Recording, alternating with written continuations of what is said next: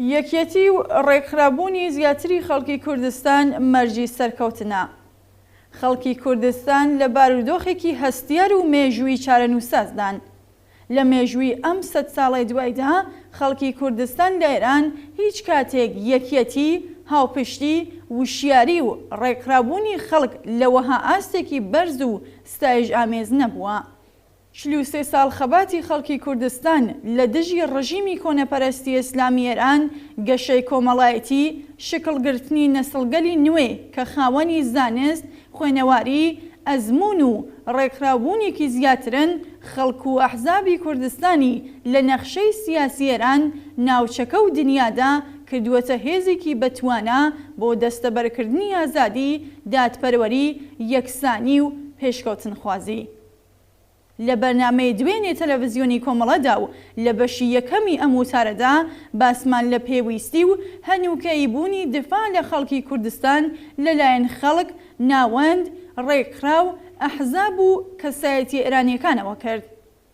ئەرکی سیاسی، ئینسانی و ئەخلاقی خەڵکی ئێران ئەوەیە کە بۆ بەسەرکەوتن گەیشتنی شۆڕش ئێران داکۆکی لە خەڵکی کوردستان بکەن. ڕاستیەکەی ئەوەیە کە حکوومەتی ئیسلامی شەڕ و نەسڵکوژی بەسەر خەڵکی کوردستاندا سەپاندووە و لە هەفتەی ڕابردوودا ژمارەیە گیانبەختکردووان بەرز بووەتەوە بۆ 10 کەس لە ڕۆژێکدا. خۆڕاگری، ڕێکخراوبوون و ئێدامەکاری ئەم بزووسنەوە گشتی و بەهێزە لە کوردستان پێویستی بە وەڵامدانەوەی خێرا بە کێشەی بەڕێچوون، ژیاری، دەرمانی، پزیشکی و دابینبوونی پێداویستە سەرەتاییە ئینسانیەکانە.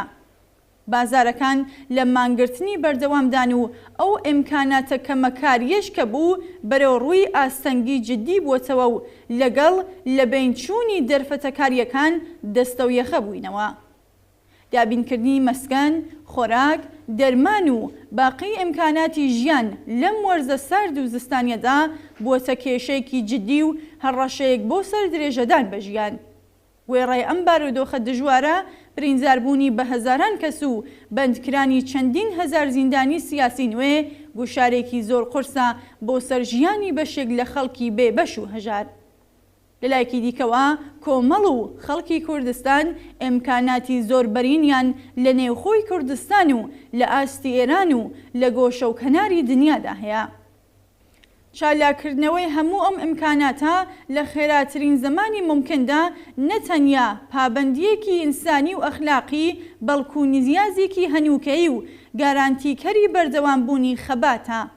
دروستکردنی شەبەکەی دەرمانی و پزیشکی، دابینکردنی پێداویستیەکانی بە سەدان هەزار کەس کرێنشینی بێکار و بێبەش، دروستکردنی تۆڕەکانی دابینکردنی سوتەمەنی و خۆراک، فراهەمکردنی پێداویستی هەنووکەیەکانی برینداران، گیراوەکان و بنەماڵی بەڕێزی گیانبەختکردووان مەرجی یەکیەتی و یەکگرتووی زیاتر و زەمانەتی سەرکەوتنە.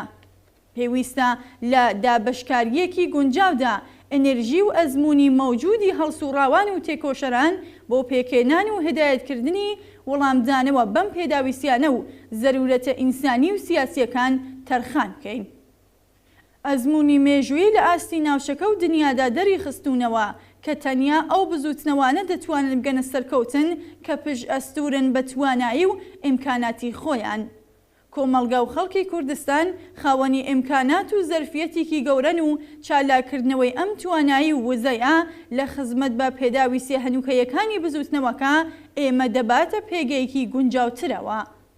خەڵکی کوردستان بە ئەندازەی کافی خاوەن کادری بە ئەزموون و شارەزا، ئیمکاناتی ماڵی، هێزی شۆڕژگەر و داهێنەر، ئەزموون و ئێرادەن کە ئەگەر بە باشی و بە شێوەیەکی گونجاو ڕێک بخرێت دەتوانێت وەڵام دەرەوەی نیاز و پێداویستیەکانی شۆڕش و تێکۆشان بێت بۆ گەیشتن بە ئازادی، دادپەروەری، بەرابەری و ژیانێکی پڕ لە ڕەفاه و ئاسوودەیی. لەگەڵ ئەوەشتا ئیمکاناتی گەلێک بەرینتر لە باقی شوێنەکانی ئێراندا بوونی هەیە کە دەکرێت سازمان بدرێت و بگاتە دەستی هەڵسوڕاوانی خاوەن متمانە لە کوردستان. هەڵسوڕاوانی عەمەلی ئەم شۆڕشەی ئێستا و ڕێکخراوە نوێی و قەدیمیەکان دەتوانن بە ئیبتیکاری خۆیان لەم ڕاستەیەدا پێشقەدەم بن. بەڕێوەبردننی ئەم ئەرکە ئینسانی و شۆڕژگەرانەیە لەسەر بەستێنی دڵسۆزیەکی بەرین کە لە نێو جەماوەرێکی بەریندا سەبارەت بە خەڵکی کوردستان بەدیهاتووە هاسانتر دەبێت.